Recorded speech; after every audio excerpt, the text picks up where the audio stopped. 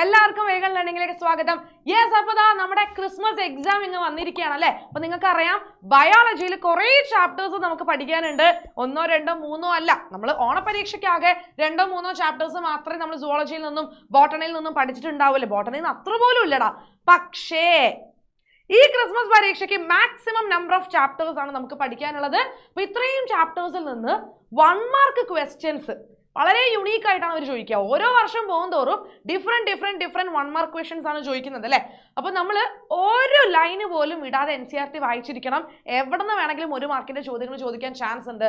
So നമ്മൾ ഇന്ന് ചെയ്യാൻ പോകുന്നത് കഴിഞ്ഞ 5 വർഷങ്ങളിലെ എല്ലാ ക്രിസ്മസ് എക്സാം 1 മാർക്ക് ക്വസ്റ്റ്യൻസും അടിപൊളിയായിട്ട് നമ്മൾ ഡിസ്കസ് ചെയ്യാൻ പോവാണ്. അടിപൊളിയായിട്ട് നമ്മൾ പഠിക്കാൻ പോവാണ്. അപ്പോൾ എല്ലാവരും എന്ത് ചെയ്യുക, ആക്റ്റീവ് ആയിരിക്കും. അപ്പോൾ നിങ്ങൾ എന്ത് ചെയ്യാന്ന് അറിയാം, നിങ്ങൾ എന്തായാലും ചാപ്റ്റർ ഒക്കെ പഠിച്ച മക്കളാണല്ലോ. അപ്പോൾ നിങ്ങൾ എന്ത് ചെയ്യുക, മിസ് ഇങ്ങനെ ക്വസ്റ്റ്യൻസ് തരുമ്പോൾ തന്നെ ആൻസർ അവിടെ നിങ്ങൾ പറയാട്ടോ. മിസ്സിന് കേൾക്കാൻ പറ്റില്ലെങ്കിലും നിങ്ങൾ പറയുന്നുള്ളൊരു വിശ്വാസം മിസ്സിനുണ്ട്.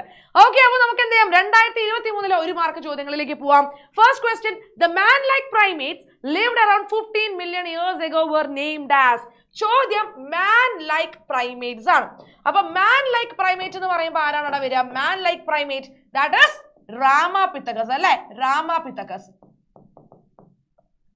മോർ ഏപ്പ് ലൈക്ക് ആണ് ചോദിച്ചതെങ്കിലോ, മോർ മാൻ ലൈക്ക് റാമാപിത്തക്കസ് ആണെങ്കിൽ മോർ ഏപ്പ് ലൈക്ക് അല്ലെ. More ape like. More ape like വരുന്നത് ഡ്രയോപിത്തക്കസ് ആണ്. ആരാണ്? ഡ്രയോപിത്തക്കസ്. ഓക്കെ, അപ്പൊ ഹ്യൂമൻ എവല്യൂഷൻ എന്ന് പറയുന്ന ഒരു ടോപ്പിക്കിൽ നിന്നുള്ള ചോദ്യമാണ്. അപ്പൊ അതിന്റെ ഫ്ലോ ചാർട്ടും അതേപോലെ തന്നെ ഇതുപോലെ വരുന്ന ക്യാരക്ടറിസ്റ്റിക് ഫീച്ചേഴ്സും ഒക്കെ എക്സാമിന് ചോദിക്കാറുണ്ട്. ഇമ്പോർട്ടന്റ് ആണ്. Next question, name the scientist who proposed the term X-body. X-body എന്നുള്ള ടേം ആരാണ് പ്രപ്പോസ് ചെയ്തത്? Yes, that is Henking. ആരാണ് അവിടെ പ്രപ്പോസ് ചെയ്തത്? ഹെൻകിങ് ആണ് കേട്ടോ. ഹെൻകിങ് ആണ് എന്ത് ചെയ്തത്? ഈ എക്സ് ബോഡി എന്ന് പറയുന്ന ഒരു ടേം പ്രപ്പോസ് ചെയ്തിരിക്കുന്നത്. അടുത്ത ചോദ്യം, from the given karyotypes select the karyotypes of a person having Klinefelter's syndrome. Klinefelter's syndrome ഉള്ള ആളുടെ കാരിയോടൈപ്പ് ആണ് ചോദിച്ചിരിക്കുന്നത്. ഓപ്ഷൻസ് മക്കൾ നോക്കിക്കണം. 22 ഓട്ടോസോം, അതാണല്ലേ A plus XXY condition, 22A plus XO, 22A plus XX, 23A plus XX എന്നാണ് ചോദിച്ചിരിക്കുന്നത്. അതായത് നമുക്കറിയാം ക്ലൈൻഫെൽട്ടേഴ്സ് സിൻഡ്രോം എന്ന് പറയുമ്പം ട്രൈസോമി ഓഫ് സെക്സ് ക്രോമസോം ആണ്. ട്രൈസോമി ഓഫ് സെക്സ് ക്രോമസോം ആണ്. അതായത് പൊതുവെ പുരുഷന്മാർക്ക് XY സെക്സ് ക്രോമസോം അല്ലേ ഉണ്ടാവുക. പക്ഷെ ക്ലൈൻഫെൽട്ടേഴ്സ് ഉള്ള പുരുഷന്മാർക്കാണെങ്കിലോ, ക്ലൈൻഫെൽട്ടേഴ്സ് സിൻഡ്രോം ഉള്ള പുരുഷന്മാർക്ക് ഒരു additional copy of X chromosome ഉണ്ടാവും. XXY കണ്ടീഷൻ ആണ് അല്ലേ. Yes, that is 22 autosome plus XXY condition. Okay അല്ലേ? യെസ്, ഇവിടെ 22A പ്ലസ് XO എന്ന് പറയുന്നത് ടേണേഴ്സ് സിൻഡ്രോം ആണ് കേട്ടോ. This is Turner's. പൊതുവേ സ്ത്രീകൾക്ക് 2 X ക്രോമസോംസ് ഉണ്ടാവണം, പക്ഷേ ഒരു X ക്രോമസോം നഷ്ടപ്പെടുന്നു. എക്സോ കണ്ടീഷൻ, അതായത് മോണോസോമി ഓഫ് സെക്സ് ക്രോമസോം, അതാണ് ടേണേഴ്സ് സിൻഡ്രോം. അതാണ് 22A പ്ലസ് XO കൊടുത്തിരിക്കുന്നത് കേട്ടോ. ഓക്കെ, സെറ്റ് ആയല്ലോ. ഇപ്പൊ നമ്മൾ ടേണേഴ്സ് സിൻഡ്രോം ആണെങ്കിൽ ടോട്ടൽ നമ്പർ ഓഫ് ക്രോമസോംസ് എത്രയാവും? 46 അല്ല, 1 കുറഞ്ഞ 45 ആവും. ക്ലൈൻഫെൽട്ടേഴ്സ് ആണെങ്കിൽ 1 എക്സ്ട്രാ ആഡ് ആയില്ലേ. So total number of chromosomes എന്ന് പറയുന്നത് 47 ആവും. അപ്പൊ കാരിയോടൈപ്പ് കൃത്യമായിട്ട് പഠിച്ചു വെച്ചോളൂ കേട്ടോ. അപ്പൊ ഇവിടെ ആൻസർ വരുന്നത് എന്താണ്? ഇവിടെ ആൻസർ വന്നിരിക്കുന്നത് 22A പ്ലസ് XXY. അടുത്ത ചോദ്യം, transcriptionally active stage of chromatin is known as. ഇപ്പൊ ക്രോമാറ്റിന്റെ ട്രാൻസ്ക്രിപ്ഷണലി ആക്റ്റീവ് സ്റ്റേജ് ഏതാണെന്ന് ചോദിച്ചിരിക്കുന്നത്. അപ്പൊ നമുക്കറിയാം യൂക്രോമാറ്റിനുമുണ്ട്, യൂക്രോമാറ്റിനുമുണ്ട് ആൻഡ് ഹെറ്റിറോക്രോമാറ്റിനും ഉണ്ട് അല്ലെ. ഹെറ്റിറോക്രോമാറ്റിനും ഉണ്ട്. അപ്പം യൂക്രോമാറ്റിൻ എന്ന് പറയുമ്പോൾ ഇതെന്താണ്? ലെസ് കണ്ടൻസ്ഡ് ആണ്. യൂക്രോമാറ്റിൻ എന്ന് പറയുമ്പോൾ DNA അത്ര ടൈറ്റ് ആയിട്ട് നമ്മൾ പാക്ക് ചെയ്ത് വെച്ചിട്ടില്ല. ദിസ് ഇസ് ലെസ് കണ്ടൻസ്ഡ് അല്ലെ, ലെസ് പാക്ഡ് അല്ലെങ്കിൽ less condensed form of chromatin ആണ് എന്തെന്ന് പറയുന്നത്? യൂക്രോമാറ്റിൻ. യൂക്രോമാറ്റിൻ എന്ന് പറയുന്നത്. ഓക്കെ, പക്ഷെ ഹെറ്ററോക്രോമാറ്റിൻ എന്ന് പറയുമ്പോൾ ഹൈലി കണ്ടൻസ്ഡ് ആണ്. ഓക്കെ, ഹൈലി കണ്ടൻസ്ഡ് ക്രോമാറ്റിൻ ആണ്, ടൈറ്റ്ലി പാക്ഡ് ആണ് DNA. ഓക്കെ, അപ്പൊ ഇതിൽ ഏതാണ് ട്രാൻസ്ക്രിപ്ഷണലി ആക്റ്റീവ്?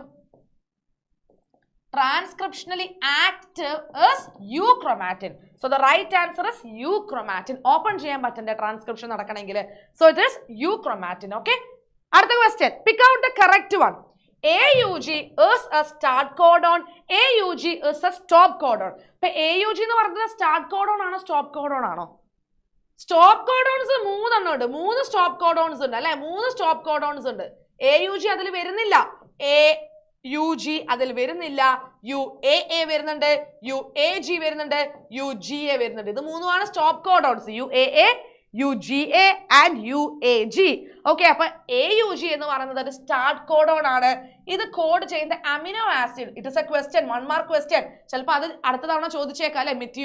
മെത്തിയോണിൻ എന്ന് പറയുന്ന അമിനോ ആസിഡിനെ കോഡ് ചെയ്യുന്ന സ്റ്റാർട്ട് കോഡോൺ ആണ് AUG.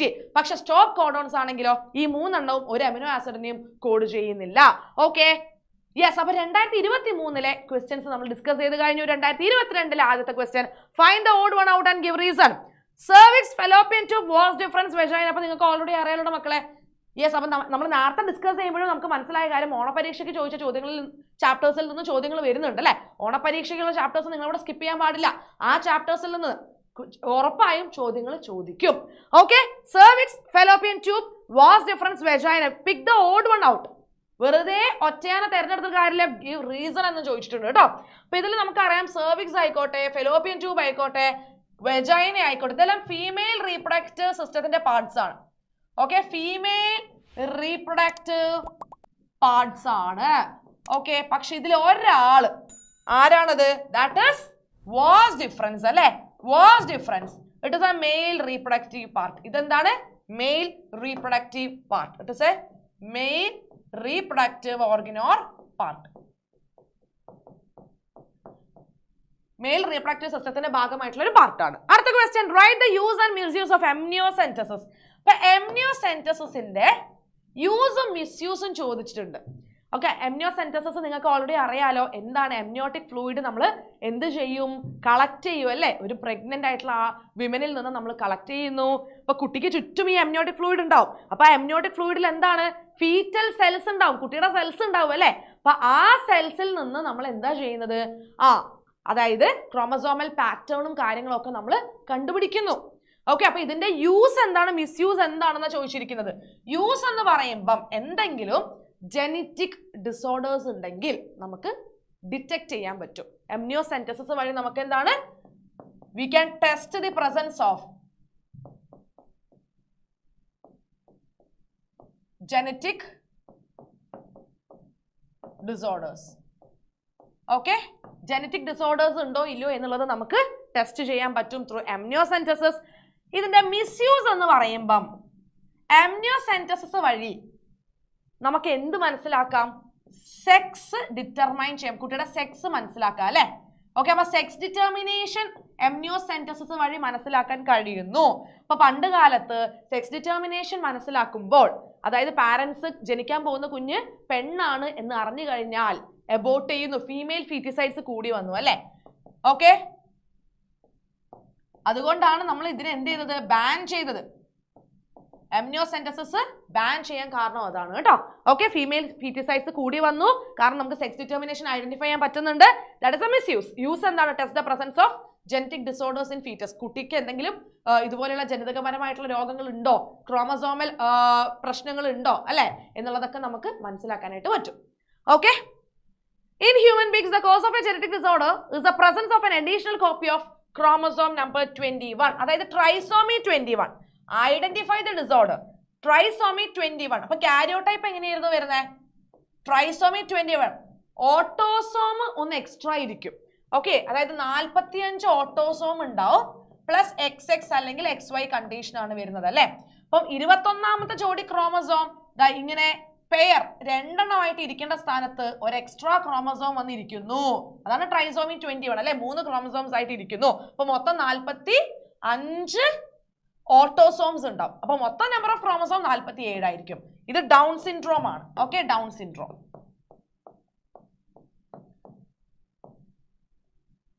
ഓക്കെ, അപ്പൊ എല്ലാ സിൻഡ്രോംസിന്റെയും കാരിയോടൈപ്പ് പഠിച്ചു വെച്ചോളാം കേട്ടോ. ഓക്കെ, അതിന്റെ കൂടെ ക്യാരക്ടറിസ്റ്റിക് ഫീച്ചറും പഠിച്ചു വെച്ചോളാം. Observe the given diagram of nucleosome and identify the parts A and B. ഇപ്പൊ എയും ബിയും എന്താണ് എന്നുള്ളത് മനസ്സിലാക്കണം. എയും ബിയും എന്താണെടാ? എയും ബിയും എന്താണ്? എ എന്ന് പറയുന്നത് ഈ റാപ്പ് ചെയ്ത് വെച്ചിരിക്കുന്ന DNA ആണ്. ഓക്കെ, DNA റാപ്പ് ചെയ്തിരിക്കുന്നത് എന്തിന്റെ മേലെയാണ്? ഈ ബോൾ അല്ലേ, അതെന്താണ്? ഹിസ്റ്റോൺ ഒക്ടാമർ. ഹിസ്റ്റോൺ ഒക്ടാമർ. ഹിസ്റ്റോൺ ഒക്ടാമർ. അപ്പൊ ന്യൂക്ലിയോസോം മോഡൽ എന്തായാലും ഇമ്പോർട്ടന്റ് ആണ്. വിത്ത് ഡയഗ്രാം പഠിച്ചു വെച്ചോളൂ കേട്ടോ. അടുത്ത question, Australian marsupials and Darwin finches are examples of. ഇത് രണ്ടും നമ്മൾ പഠിക്കുന്നത് എവിടെയാണ്? Analogous organs, adaptive radiation, panspermia, palaeontology. The right answer is adaptive radiation. Adaptive radiation examples ആയിട്ടാണ് ഓസ്ട്രൽ മാർസൂപ്പിയൽസും പ്ലാസെന്റൽ മാമൽസും ഡാർവിൻ ഫിഞ്ചസും ഒക്കെ നമ്മൾ പഠിക്കുന്നത്. Okay, yes. 2019 ചോദ്യങ്ങളിലേക്ക് പോവാം. Answer any 3 questions from 1 to 5 each carries 1 score. അതാണല്ലോ നമ്മൾ ഡിസ്കസ് ചെയ്യുന്നത്, 1 മാർക്കിന്റെ ക്വസ്റ്റ്യൻസ് ആണല്ലോ. The external opening of the penises. പീനസിന്റെ എക്സ്റ്റേണൽ ഓപ്പണിങ്ങിനെ വിളിക്കുന്ന പേരെന്താണ്? That is called as urethral meatus അല്ലേ? നമുക്ക് 4 ഓപ്ഷൻസ് തന്നിട്ടുണ്ട്. Seminiferous tubules, urethral meatus, vasa efferentia, vas deferens. The right answer is urethral meatus. Okay, Leydig cells or interstitial cells synthesize and secrete testicular hormones called. അതായത് Leydig cells അഥവാ interstitial cells secrete ചെയ്യുന്ന male sex hormones oestrogen, progesterone, relaxin, androgens. Oestrogen, progesterone, റിലാക്സിനൊക്കെ നമ്മൾ female hormones ആയിട്ടാണ് പഠിച്ചിരിക്കുന്നത് അല്ലേ? So the right answer is androgens. Leydig cells release ചെയ്യുന്ന male sex hormones androgens ആണ്. ഫോർ എക്സാമ്പിൾ എന്താണ്? ടെസ്റ്റോസ്റ്റിറോൺ ഒക്കെ. Okay, select a chromosomal disorder from the following. ഇപ്പൊ ക്രോമസോമൽ ഡിസോർഡർ ആണ് നമ്മളോട് ചോദിച്ചിരിക്കുന്നത്. Colour blindness, haemophilia, Down syndrome, thalassaemia. Colour ബ്ലൈൻഡ്നസും ഹീമോഫീലിയും തലാസീമിയും ഒക്കെ നമുക്കറിയാം, ഇതൊക്കെ മെന്റേലിയൻ ഡിസോർഡേഴ്സ് ആണ്. Okay, so the right answer is Down syndrome. RNA digesting enzyme among the following is? RNA digesting enzyme, DNase, protease, ligase, RNase. നമുക്കറിയാം DNA digesting enzyme ആണ്. Proteas എന്ന് പറയുന്നതോ, പ്രോട്ടീസ് പ്രോട്ടീൻ ഡൈജസ്റ്റിംഗ് എൻസൈം ആണ് അല്ലേ? Okay, ligase എന്ന് പറയുമ്പോൾ നമ്മൾ പഠിച്ചിട്ടുണ്ട്, ഇപ്പം ബയോടെക്നോളജിയിലൊക്കെ നമ്മൾ പഠിച്ചിട്ടുണ്ട്, ഓൾറെഡി അറിയുന്നതാണ്. മോളിക്കുലർ ബയോളജിയിൽ നമുക്ക് പഠിക്കാനുണ്ട്, ഫ്രാഗ്മെന്റ്സിനെ പരസ്പരം സ്റ്റിക്ക് ചെയ്യാൻ വേണ്ടിയിട്ട്. ഓക്കെ, അതിന് വേണ്ടിയിട്ടാണ് നമ്മൾ എന്ത് യൂസ് ചെയ്യുന്നത്? ലിഗേസ് എന്ന് പറയുന്ന ഗ്ലൂ നമ്മൾ യൂസ് ചെയ്യുന്നത് അല്ലേ? Okay, RNase is the right answer. RNA digesting enzyme ആണ് നമ്മളോട് ചോദിച്ചിരിക്കുന്നത്. So RNase is the right answer. Okay അല്ലേ? Dash fungus genus from mycorrhiza, anabaena, azotobacter, glomus oscillatoria. നമ്മളോട് ഫംഗസ് ജീനസ് ആണ് ചോദിച്ചിരിക്കുന്നത്. മൈക്കോറൈസൽ ഫംഗസിന്റെ എക്സാമ്പിൾ ആണ് അനബിന, അസറ്റോബാക്ടർ, ഓസിലേറ്റോറിയ. നമുക്കറിയാം അതൊന്നും അല്ല. The right answer is glomus. അതായത് ഹയർ പ്ലാന്റ്സിന്റെ റൂട്ടുമായിട്ട് സിംബയോട്ടിക് റിലേഷൻഷിപ്പ് കാണിക്കുന്ന മൈക്കോറൈസൽ ഫംജിയാണ് ഗ്ലോമസ് എന്ന് പറയുന്നത് കേട്ടോ. Okay, anabaena, azotobacter, ഓസിലേറ്റോറിയ.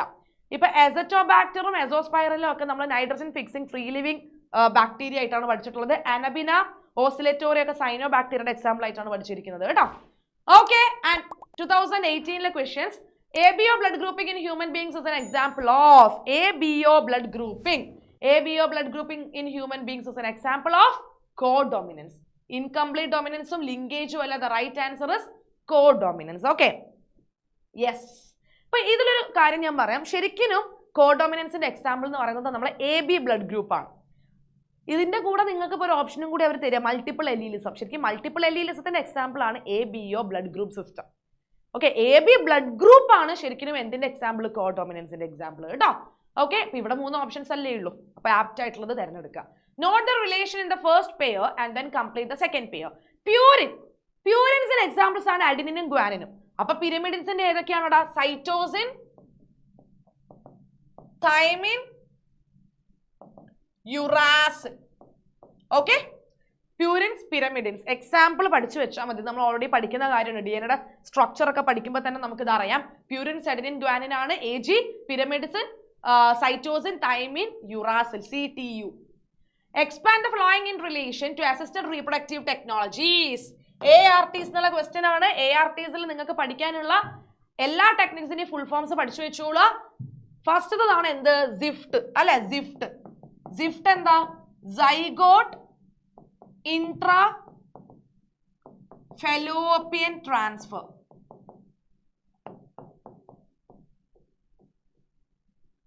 Okay, ICSI, intracytoplasmic sperm injection.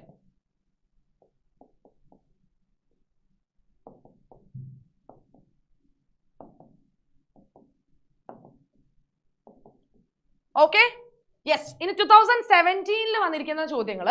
Expand the following. ബാക്കും യാക്കും. BAC YAC. Bacterial artificial chromosome.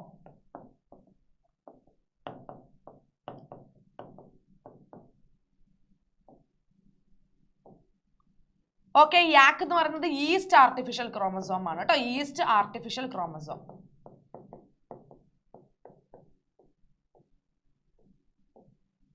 Okay, അടുത്ത question. Find the relation between the first word pair and fill in the blanks.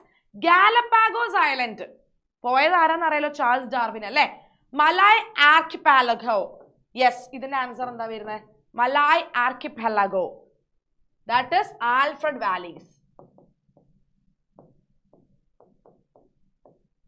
Okay, ശരിക്കും ഇതിന്റെ pronunciation ഞാൻ പറഞ്ഞ പോലെയാണോ, ഇനി നിങ്ങൾ വേറെ രീതിയിലാണോ പ്രൊനൗൺസ് ചെയ്യാന്നൊന്നും അറിയില്ല, കുറച്ച് കടുകട്ടി വാക്കാണ്. Amoebic dysentery caused by entamoeba. Malaria caused by plasmodium. Okay, plasmodium. Yes, അത് ഹ്യൂമൻ ഹെൽത്ത് ആൻഡ് ഡിസീസ് എന്ന് പറയുന്ന ചാപ്റ്ററിൽ നിന്നുള്ള ക്വസ്റ്റ്യൻസ് ആണ്. Name the glycoprotein produced by cells against viral infections. Viral ഇൻഫെക്ഷൻസിനെതിരെ നമ്മുടെ സെൽസ് പ്രൊഡ്യൂസ് ചെയ്യുന്ന ഗ്ലൈക്കോ പ്രോട്ടീൻ ഏതാണ് എന്നാണ് ചോദ്യം.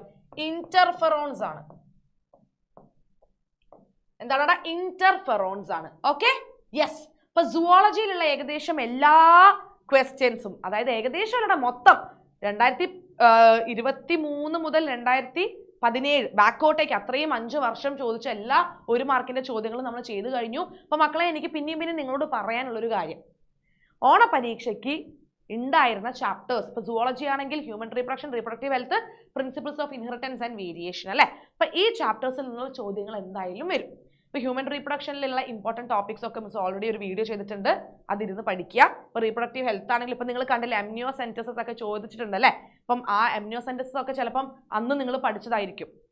ഓക്കെ, അതെന്താന്ന് ഇപ്പൊ നിങ്ങൾക്ക് മറന്നു പോയിട്ടുണ്ടാവും, പക്ഷെ അതൊക്കെ നിങ്ങളൊന്ന് ബ്രഷ് അപ്പ് ചെയ്ത് നോക്കുക, കാരണം ആ ഭാഗത്തു നിന്നൊക്കെ ക്വസ്റ്റ്യൻസ് വരാറുണ്ട് കേട്ടോ. ഓക്കെ, അതേപോലെ തന്നെ principles of inheritance and variation വലിയ ചാപ്റ്റർ ആണ്. ഓൾറെഡി പഠിച്ച ആൾക്കാരെ ഒന്ന് ബ്രഷ് അപ്പ് ചെയ്യുക, അല്ലാത്ത ആൾക്കാർ ഇമ്പോർട്ടൻറ്റ് ടോപ്പിക്സ് ഒന്ന് കവർ ചെയ്യുക. അപ്പൊ നമ്മൾ സുവോളജിയിലുള്ള ചോദ്യങ്ങളെല്ലാം നമ്മൾ പഠിച്ചു കഴിഞ്ഞു. ഇനി നമ്മുടെ ബോട്ടണിയിലുള്ള 1 മാർക്ക് ക്വസ്റ്റ്യൻസ് ആണ്. അപ്പൊ 1 മാർക്ക് ക്വസ്റ്റ്യൻസ് ഡിസ്കസ് ചെയ്യാൻ വേണ്ടിയിട്ട് നമ്മളെ ഗൗതമി മിസ്സും അമൽ സാറും സെറ്റ് ആയിട്ട് നിൽപ്പുണ്ട്. Okay, yes. അപ്പൊ മിസ് പോവാണ്. ടാറ്റാ. ഹലോ മക്കളെ, അപ്പൊ നമ്മൾ എന്ത് ചെയ്തു? സുവോളജിന്റെ 1 മാർക്ക് ക്വസ്റ്റ്യൻസ് ഒക്കെ നമ്മുടെ കയ്യിലായി. നമ്മുടെ അച്ഛൻ മിസ് അടിപൊളിയായിട്ട് പറഞ്ഞു തന്നു മിസ്സേ. അപ്പൊ ഇനി എന്താ നമ്മുടെ ബോട്ടണിയിലുള്ള കഴിഞ്ഞ 5 വർഷത്തെ ഇമ്പോർട്ടന്റ് ആയിട്ടുള്ള 1 മാർക്ക് ക്വസ്റ്റ്യൻസ് നോക്കാം. ഏതൊക്കെയാണെന്നുള്ള കാര്യം നോക്കാം. 2023 ക്വസ്റ്റ്യൻസ് ആണ്. അപ്പൊ ആദ്യം വന്നിരിക്കുന്ന ക്വസ്റ്റ്യൻ എന്താണ്? Recombinant DNA is directly injected into the nucleus of an animal by a method called. എന്താണ് RDNA ആനിമൽ ന്യൂക്ലിയസിലേക്ക് എങ്ങനെയാണ് ഡയറക്ട്ലി ഇൻജെക്ട് ചെയ്യുന്നതാണ് ചോദിച്ചിരിക്കുന്നത്. 4 ഓപ്ഷൻ കൊടുത്തിട്ടുണ്ട്. Microinjection, biolistics, heat shock and disarmed pathogen vector എന്നുള്ള ആൻസർ കൊടുത്തിട്ടുണ്ട്. അപ്പൊ ഇതില് സിമ്പിൾ ആയിരിക്കും, ഒരുപാട് നമ്മൾ ആലോചിക്കേണ്ട കാര്യങ്ങളൊന്നും ഇല്ല. നമ്മുടെ മൈക്രോ ഇഞ്ചക്ഷൻ എന്ന് പറയുന്നതാണ്. പ്ലാന്റ് സെല്ലിലേക്കാണ് എന്നുണ്ടെങ്കിൽ നമ്മൾ ഏതായിരിക്കും മെത്തേഡ്? ബയോളിസ്റ്റിക്സ് ആയിരിക്കും പറയുക. അത് നിങ്ങൾക്ക് അറിയാവുന്ന കാര്യമാണ്. പേരും കൂടി ഉണ്ട്, ജീൻ ഗൺ മെത്തേഡ് എന്ന് പറയും. യെസ്, ജീൻ ഗൺ മെത്തേഡ് അല്ലെങ്കിൽ ബയോളിസ്റ്റിക്സ്. Next question, crystals. എനിക്ക് തോന്നുന്നു ബയോടെക്നോളജി എന്നായിരിക്കും ഏറ്റവും കൂടുതൽ ചോദ്യങ്ങൾ ഉണ്ടായിരിക്കുന്നത്. ഓക്കേ, അപ്പോൾ crystals of BT toxin produced by some bacteria do not kill the bacteria themselves because എന്നാണ് ചോദ്യം. എന്തുകൊണ്ടാണ് BT toxin ആ ബാക്ടീരിയയെ തന്നെ കിൽ ചെയ്യാത്തത് എന്നുള്ളതാണ്. Bacteria are resistant to the toxin. Toxin is immature. Toxin is inactive. Bacteria includes toxin in specific sac. എന്താണ് നമുക്കറിയാം, toxin എന്ന് പറയുന്നത് എന്താണ്? പ്രോടോക്സിൻ ആയിട്ടായിരിക്കും ഉണ്ടായിരിക്കുക. പ്രോടോക്സിൻ എന്ന് പറയുമ്പോൾ ഇനാക്റ്റീവ് ആയിട്ടുള്ള ടോക്സിൻ ആയിട്ടായിരിക്കും ഉണ്ടായിരിക്കുക. കാണുമ്പോൾ നമുക്ക് എന്താണ്, നമ്മൾ പെട്ടെന്ന് ആലോചിക്കാതെ വേഗമൊക്കെ എന്തെങ്കിലും എടുത്ത് ആൻസറുണ്ട്. അപ്പൊ ശരിക്കും വായിച്ചു നോക്കിയിട്ട് നിങ്ങൾ എന്ത് ചെയ്യാവുള്ളൂ. അപ്പൊ നമ്മുടെ ഓപ്ഷൻ വരുന്നത് ടോക്സിൻ ഈസ് ഇനാക്റ്റീവ് എന്നുള്ളതാണ്. കാരണം അത് ആക്റ്റീവ് ആവണമെങ്കിൽ എന്ത് വേണം? ആൽക്കലൈൻ pH വേണം അല്ലെ. ആൽക്കലൈൻ pHലെ ആക്റ്റീവ് ആവുള്ളൂ. ബാക്ടീരിയയിൽ എന്തില്ല? ആൽക്കലൈൻ pH ഇല്ല. അത് ഇൻസെക്ടിന്റെ ഗട്ടിൽ എത്തുമ്പോൾ ആ ഗട്ടിലുള്ള ആൽക്കലൈൻ pH ആണ് എന്ത് ചെയ്യുന്നത്? ഈ പ്രോടോക്സിനെ ആക്റ്റീവ് ആയിട്ടുള്ള ടോക്സിൻ ആക്കി മാറ്റുന്നത്. Name the interaction in which one species is harmed and other is unaffected എന്ന് ചോദിച്ചേക്കുവാണ്. ഒരാളെ നെഗറ്റീവ് ആയിട്ട് ബാധിക്കുന്നുണ്ട്, മറ്റൊരാൾ എന്ത് ചെയ്യുന്നില്ല, അഫക്റ്റ് ചെയ്യുന്നുമില്ല എന്നുള്ളൊരു കണ്ടീഷനാണ്. അതായത് ഒരാൾ മൈനസും ഒരാള് സീറോ. ഓക്കെ, അങ്ങനെയാണെങ്കിൽ നമ്മുടെ അവിടെ ആൻസർ ആയിട്ട് വരുന്നത് നമ്മുടെ അമെൻസാലിസം ആണ് ആൻസർ ആയിട്ട് വരിക. അമെൻസാലിസം. അമെൻസാലിസ്. അതായത് നമുക്കറിയാം നമ്മുടെ ഈ ആന്റിബോഡികളൊക്കെ ആക്ട് ചെയ്യുന്നത് ആ ഒരു ഇത് വെച്ചിട്ടാണെന്നുള്ള ആന്റിബയോട്ടിക്സ് ഒക്കെ വരുന്നത് അങ്ങനെയാണെന്നുള്ള കാര്യം നമുക്ക് അറിയാവുന്നതാണ്. അപ്പൊ അമെൻസാലിസ് ആണ് ഇവിടെ ആൻസർ ആയിട്ട് വരിക. നിങ്ങൾ എപ്പോഴും പഠിക്കേണ്ട കാര്യമാണ് ആ പോപ്പുലേഷൻ ഇന്ററാക്ഷൻസിന്റെ 6 ഇന്ററാക്ഷൻസ് എടുത്ത് വെച്ചിട്ട് അതിന്റെ ഈ ഉള്ള എന്തൊക്കെയാണ് ഈ കാര്യങ്ങൾ പഠിച്ചു വെക്കണം. എപ്പോഴും അതിനൊരു ചോദ്യം കാണാറുള്ളതാണ്. അത് വന്നാലും ഓക്കെ, അടുത്ത ചോദ്യത്തിലേക്ക് പോകാം. Fruit developed without fertilisation are called. അതായത് നമ്മുടെ സെക്ഷൽ ഡിപ്രഷൻ ഫ്ലവറിംഗ് പ്ലാന്റ്സ് ഒരു ചോദ്യം വന്നേക്കാണ്. ഇതിന്റെ ആൻസർ നിങ്ങൾക്ക് എല്ലാവർക്കും അറിയാം, വളരെ സിമ്പിൾ ആയിട്ട് പറയാന്നുള്ളൂ. നമ്മുടെ എന്താണ് പാർത്തനോ കാർപ്പിക് ഫ്രൂട്ട്സ് ആണ് ആൻസർ ആയിട്ട് വരിക. Fruit developed without fertilizations are called parthenocarpic fruit ആണ്. അതിന്റെ എക്സാമ്പിൾ ഒക്കെ ആയിട്ട് ചോദിച്ച് കാണാറുണ്ട്. എക്സാമ്പിൾ ചോദിച്ചിട്ടുണ്ടെങ്കിൽ നമ്മുടെ ബനാന പഴം.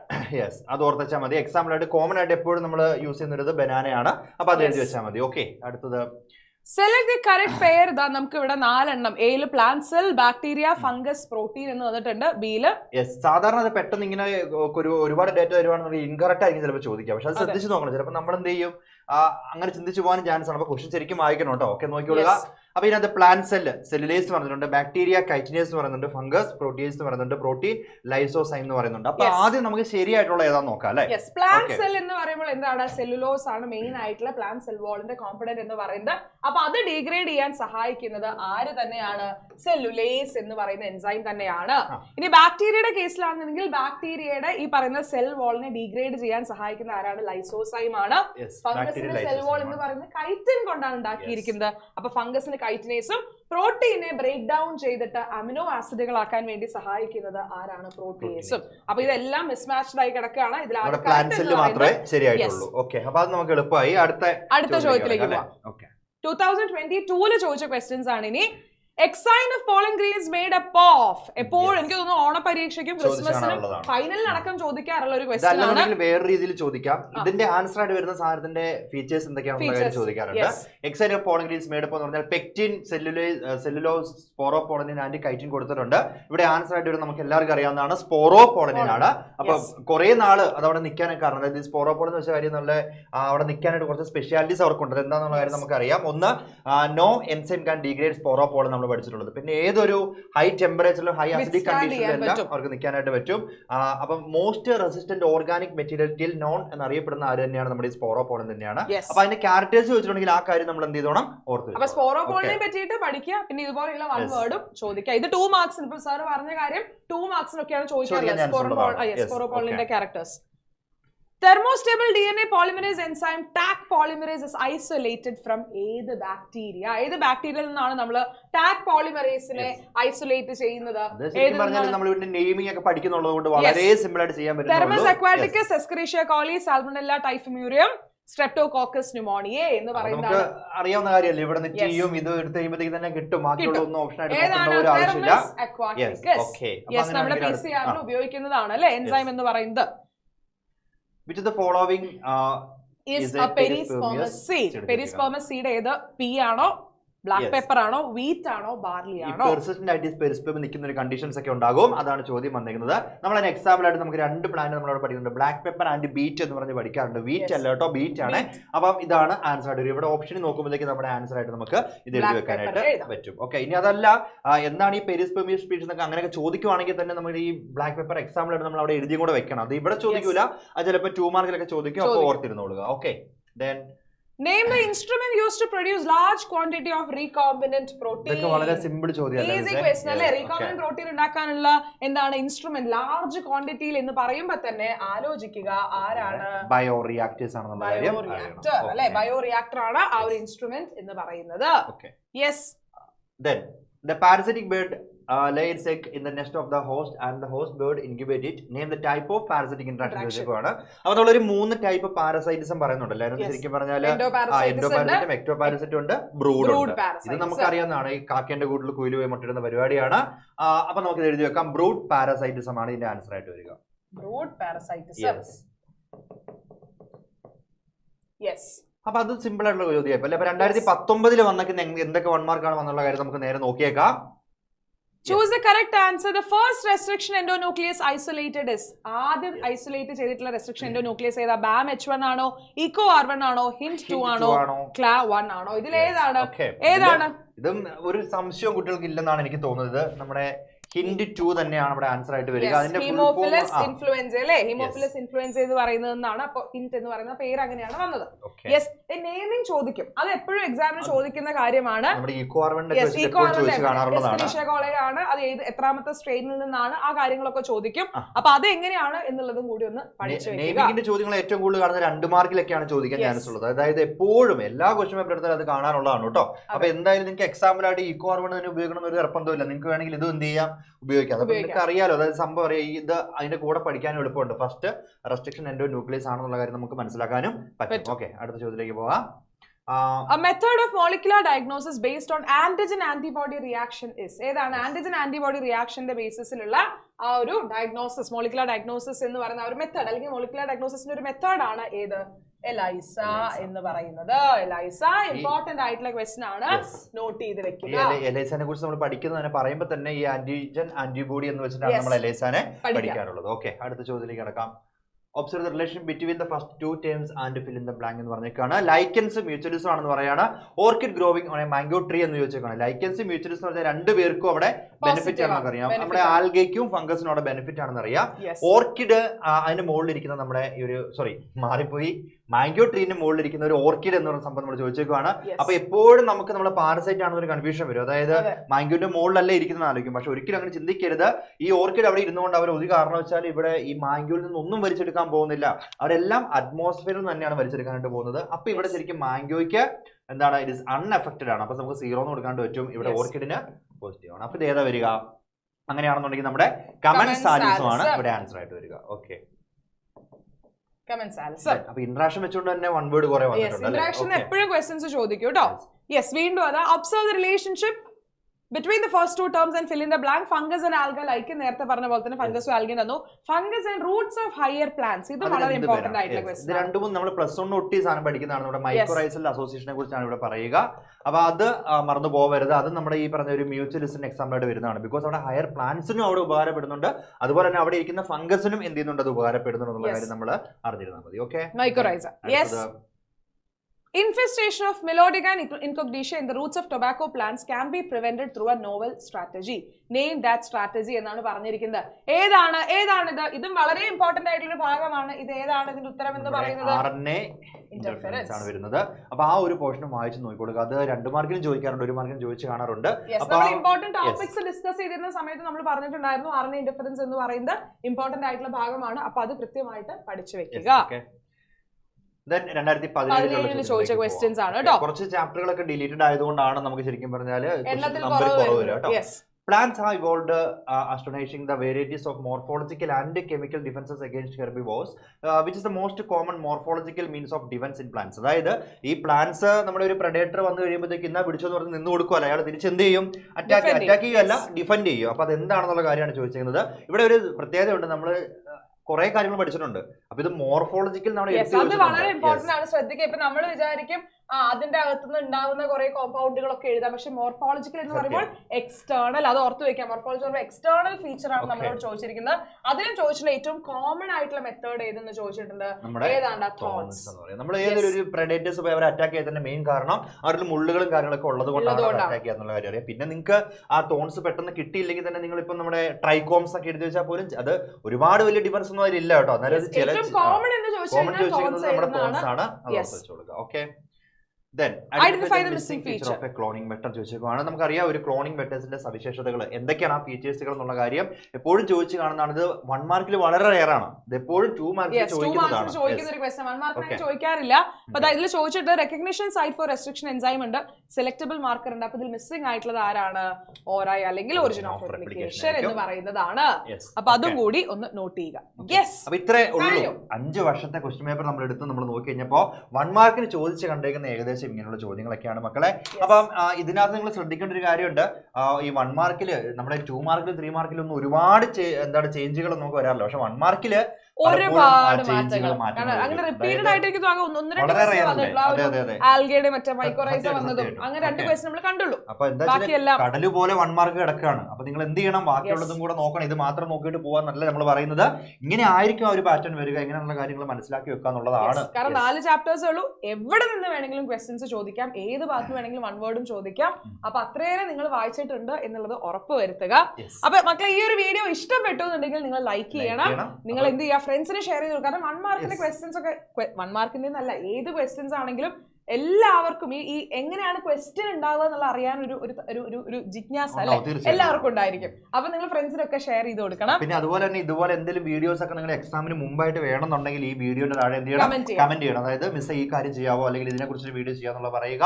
അത് നമ്മൾ ചെക്ക് ചെയ്യുന്നതായിരിക്കും, ഉറപ്പായിട്ട് നിങ്ങൾ ചെയ്തു തരുന്നതായിരിക്കും. നമ്മൾ ഈ എക്സാം എന്ത് ചെയ്യുന്നുണ്ട്, സെറ്റ് ആക്കി എടുക്കാനായിട്ട് പോവാണ്. നമ്മുടെ ചാനൽ സബ്സ്ക്രൈബ് ചെയ്യാൻ മറക്കരുത്. കാരണം ഇനി അങ്ങോട്ട് എക്സാമിന്റെ സമയത്ത് ഇഷ്ടം പോലെ വീഡിയോസ് വരുന്നുണ്ടായിരിക്കും. മാരത്തോൺ ഉണ്ടാവും, വീഡിയോസ് ഉണ്ടാവും, ലൈവ് എല്ലാം ഉണ്ടാവും. അപ്പൊ അതൊക്കെ നിങ്ങൾക്ക് പെട്ടെന്ന് നിങ്ങൾക്ക് നോട്ടിഫിക്കേഷൻസ് വരണം എന്നുണ്ടെങ്കിൽ വേഗം സബ്സ്ക്രൈബ് ചെയ്ത് വെക്കുക, നോട്ടിഫിക്കേഷൻ ബട്ടൺ ഓൺ ആക്കിയിട്ട് വെക്കാം. അങ്ങനെയാണെങ്കിൽ എന്ത് ചെയ്യാം, നമുക്ക് അടുത്തൊരു വീഡിയോയിൽ കാണാം. Till then bye.